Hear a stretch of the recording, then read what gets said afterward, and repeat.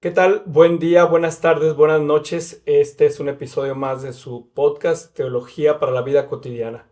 Hoy quiero hablar de un tema que una amiga en su discursión, en su discurso teológico, en su formación como teóloga que está llevando, que creo que puede ser muy bueno en términos de la vida cotidiana, me preguntó sobre qué es el reino de los cielos, ¿sí?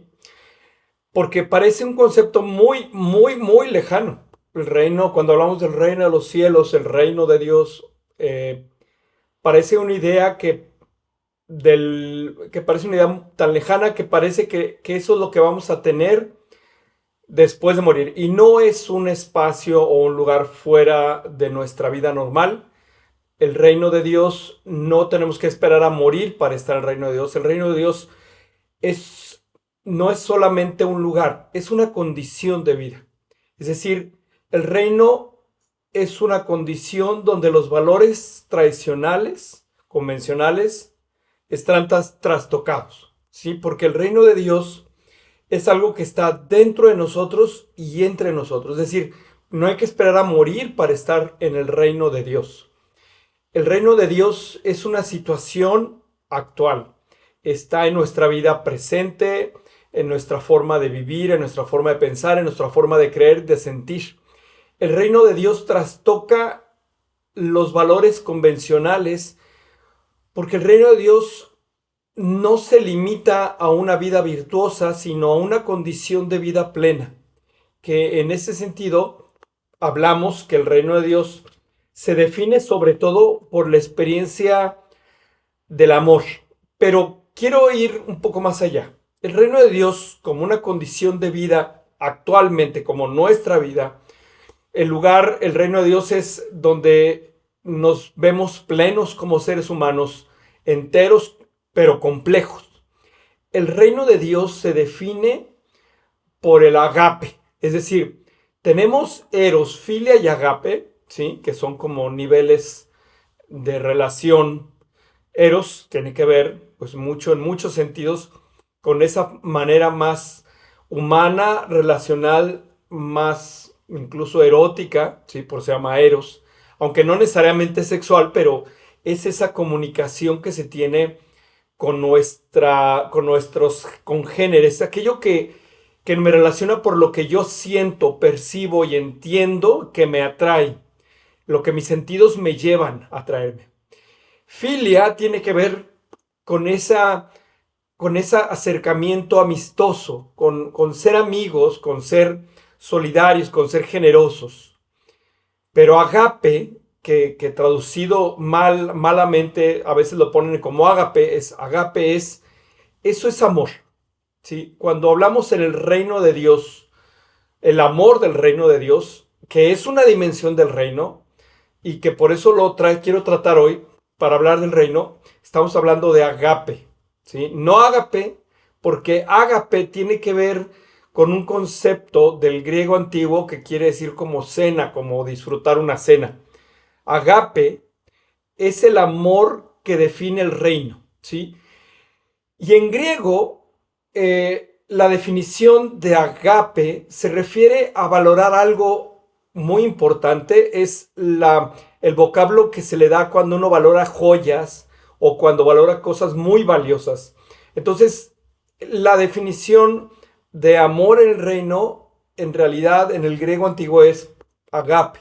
Es el valorar algo que es tan valioso que independientemente de su forma, independientemente de su contexto, es muy valioso. Entonces, aquí entonces se empieza a trastocar un poco los valores convencionales. Cuando hablamos del reino de Dios, hablamos del reino que tiene agape, que tiene un amor profundo, que ve a través de un vaso de barro, que ve a través de las miserias y de las condiciones percibidas como dañinas, perjudiciales, sucias, y aún eso, el amor del reino, que es lo que define al reino de Dios, es ve a través de todo eso para encontrar algo muy valioso en el ser humano.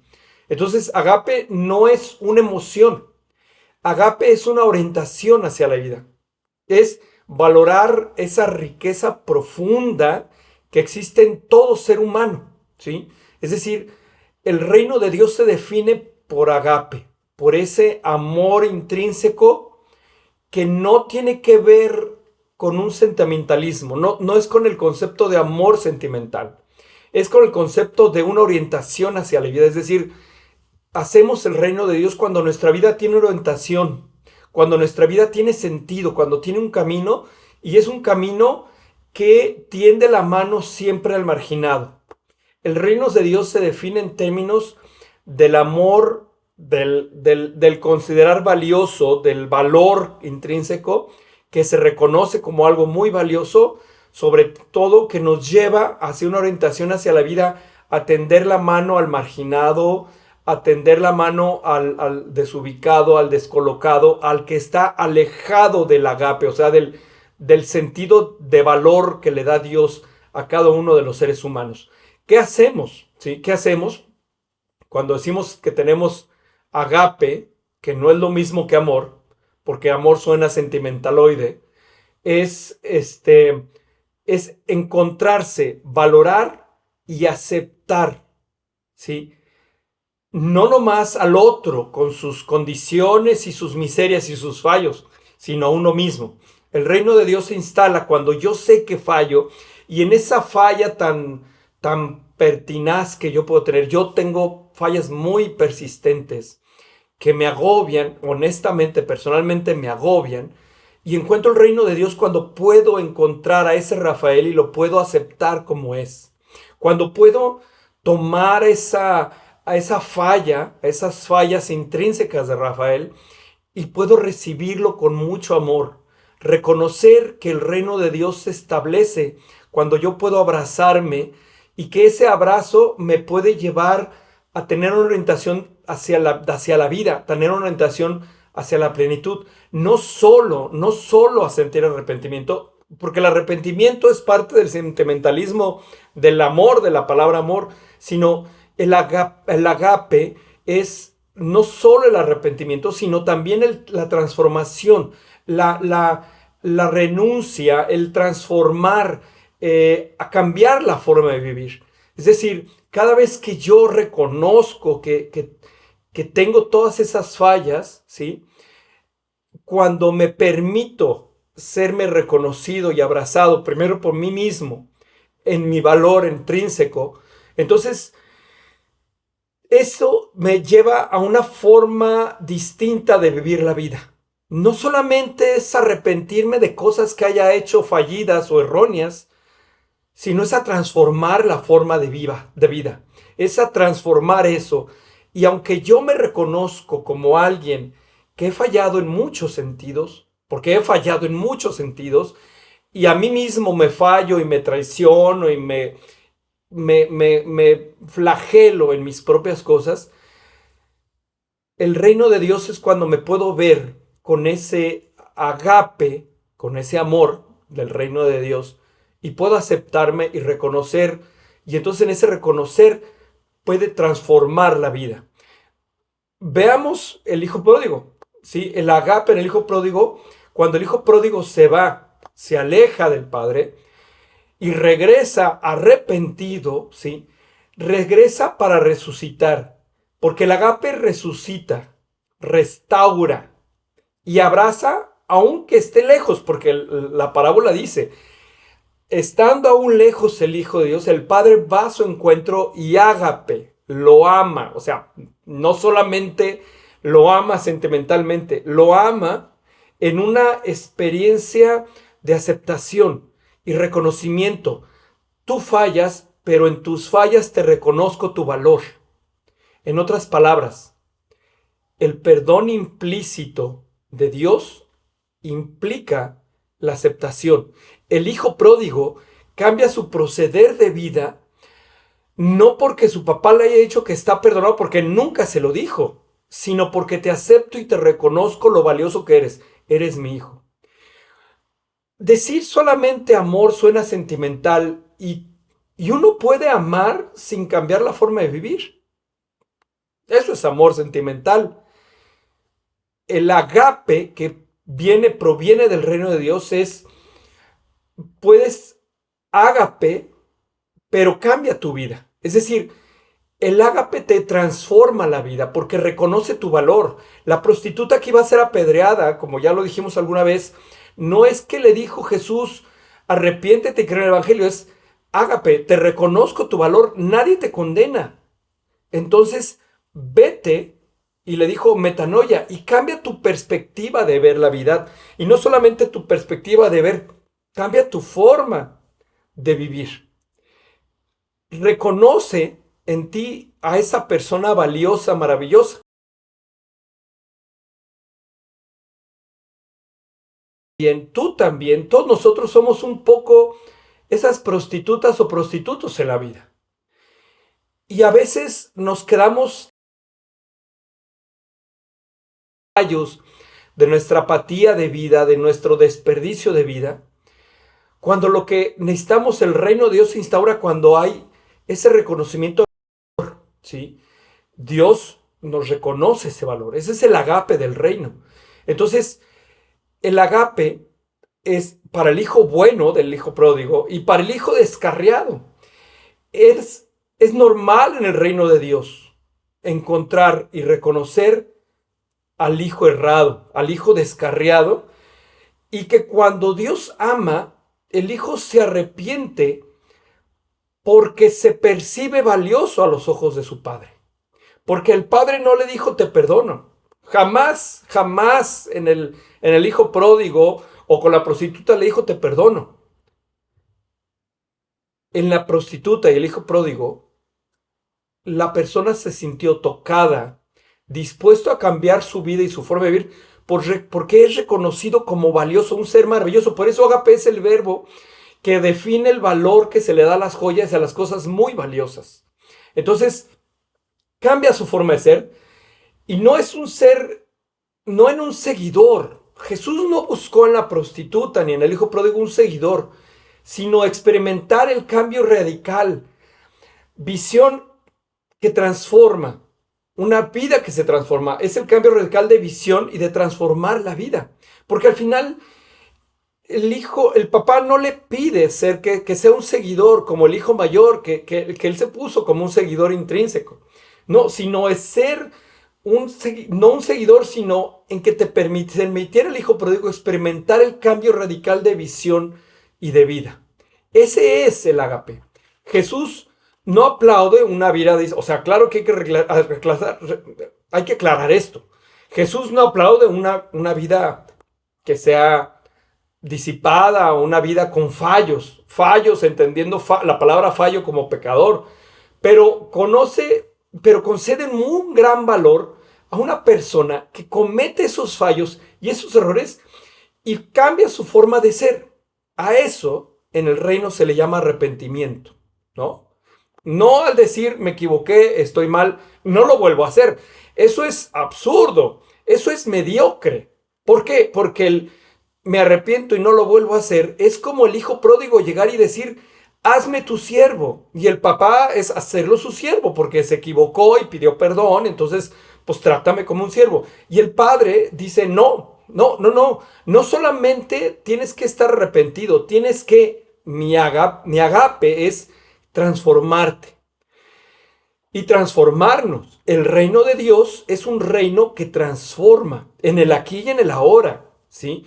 No solo es un cambio de forma de pensar, es un cambio en la forma de ser, porque a veces corremos el peligro de quedarnos a medio camino y no ser capaces de percibir el agape de Dios y el agape hacia nosotros mismos.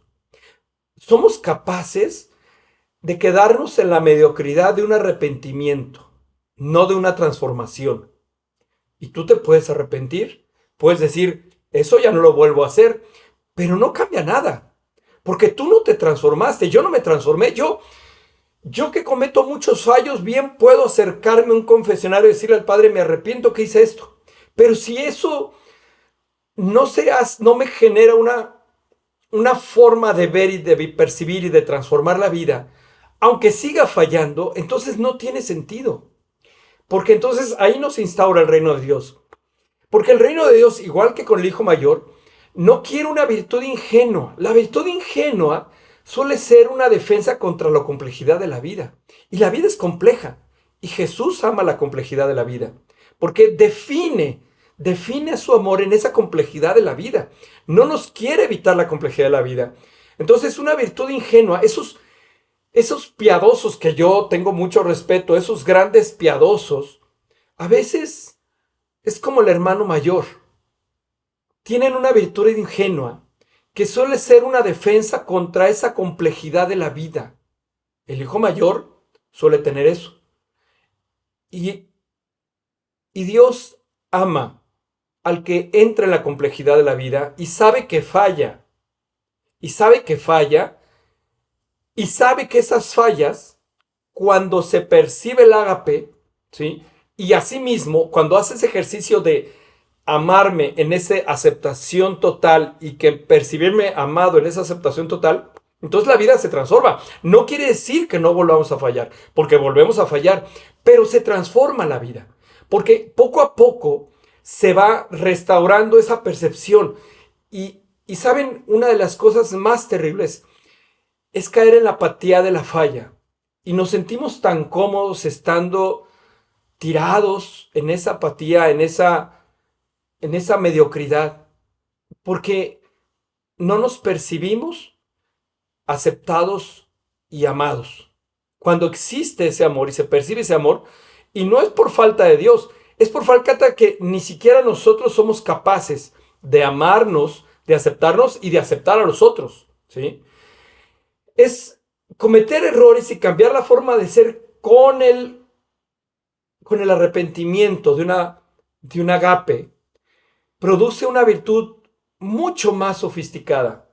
Puede ser más dura, incluso oscura, pero más auténtica. La gente, cuando fallamos y cuando nos levantamos, cuando permitimos que Dios nos ame, porque eso es muy complicado, permitirnos que Dios nos ame, nos desafía.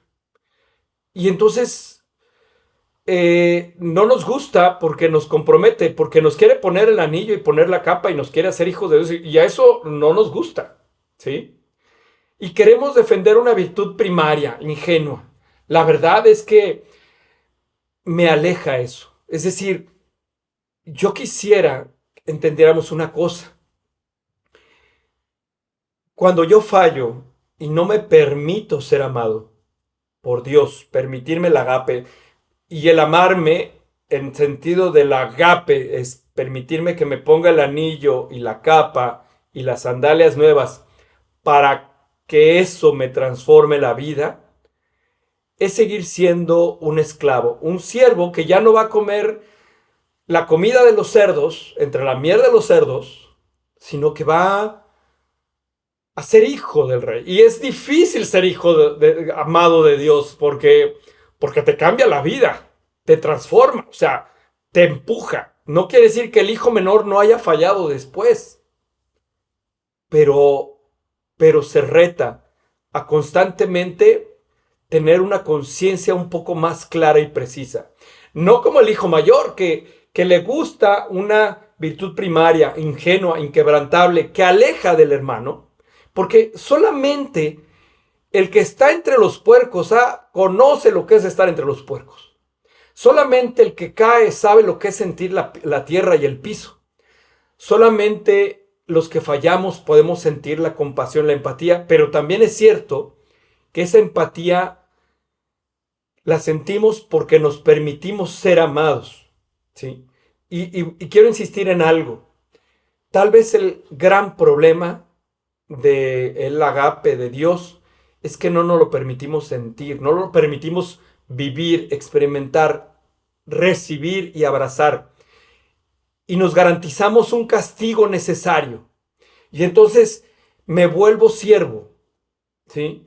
Y entonces, pues mis relaciones personales se van al carajo siempre. ¿Por qué? Porque busco al tóxico o al tóxico o a la tóxica que siempre me garantiza tener un castigo, ¿sí? Cuando no te permites el amor de Dios, te trabas en la vida en errores, con personas, con trabajos, con gente, con familiares, Te quedas en la mediocridad, porque ¿saben qué? Cuando no nos permitimos ser amados por Dios en el sentido de agape, ¿sí? Nos volvemos víctimas. Y eso es muy cómodo. Muy mediocre, pero muy cómodo. Porque no me reta. Ser víctima me pone como víctima. Dios me reta a que salga de esa miseria de una relación podrida, que salga de esa miseria de un trabajo mediocre, que salga de esa miseria de una vida con fallos y fallos y fallos, porque los fallos, fallos y fallos me hacen mediocre, me ponen en un papel de víctima. Y las víctimas, la verdad es que tenemos ganancias buenas. Yo fui víctima mucho tiempo y, y era una víctima que me sentí orgulloso de serla, de ser una víctima, porque tenía una ganancia, me veían y entonces yo levantaba el pecho y decía, sí soy víctima. Tengan conmiseración de mí. Pero eso es mediocre. Cuando Dios toca, ¿sí? Te empuja a que tomes decisiones, a que transformes tu vida, y no quiere decir que no te sigas equivocando, quiere decir que empiezas a tomar responsabilidad sobre tus decisiones. Porque al final de cuentas el perdón surge cuando se siente suficiente empatía, pero no se siente suficiente empatía por uno mismo y por los demás hasta que no te permites el hecho de ser transformado por el agape de Dios, ¿sí? Entonces, ¿por qué? Porque te reconoces y reconoces que Dios te ve como alguien muy valioso, como tú eres muy valioso y no te lo ves como yo soy muy valioso y generalmente me cuesta trabajo, pero sobre todo como yo mismo me veo valioso y como Dios me ve valioso.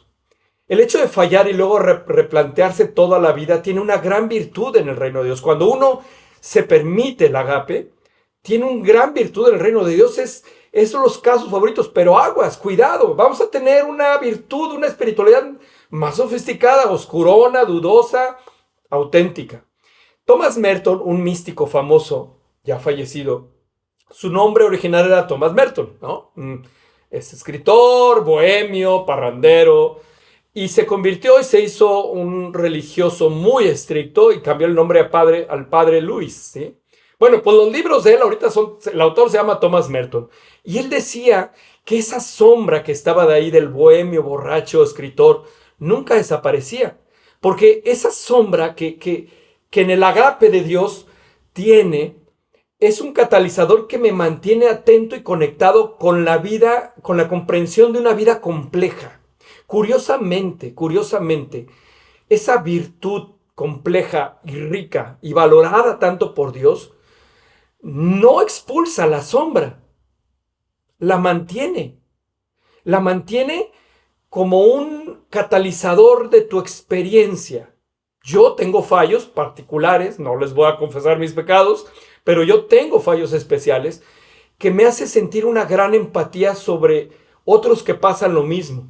Y hay honestidad y está complejo. Y entonces Jesús no es un purista, aprecia la complejidad de la vida humana, básicamente la aprecia. Y aprecia que nosotros, en el agape, cuando nos permitimos que el reino de Dios llegue, el reconocimiento de nuestro valor, de nuestra capacidad, y permitimos que Dios nos agape con todo su corazón y que nos ponga los anillos y los mantos, no nos quita las sombras, nos ayuda con las sombras a entender esa complejidad. Thomas Merton lo describía perfectamente. Dice, ese Judas que está ahí detrás de mí, ese Thomas Merton que está ahí detrás de mí, me mantiene astuto, me mantiene listo, me mantiene inteligente, me mantiene atento, ¿sí? Mantiene abierta y atenta mi virtud, porque me habla de la complejidad de la vida, de dónde vengo y a dónde voy. Debemos amar la fuente de la vida que es Dios, toda su maravilla, pero también debemos amar la complejidad de nuestro prójimo y de nosotros. No va todo separado, está junto, ¿sí? Es imposible y es peligroso volar muy alto. porque como Ícaro, en la cuento, si vuelas muy alto, se te queman las alas y te estrellas en el piso. La virtud ingenua, la espiritualidad ingenua, donde todo es hermoso y maravilloso, es peligrosa porque vuelas muy alto. Tampoco hay que volar al ras de tierra. El reino de Dios es de aquellos que vuelan en medio, ni tan alto ni tan bajo. Aquellos, el reino de Dios llega cuando tú y yo cumplimos dos cosas fundamentales.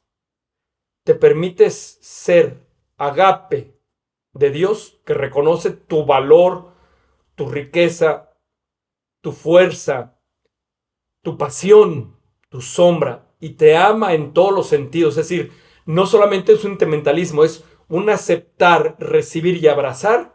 Y cuando nosotros podemos también saber que en este vaso de barro yo soy un ser extraordinariamente valioso. Cuando puedo combinar esas dos cosas, bienvenidos, está en el reino de Dios. No es necesario que te mueras.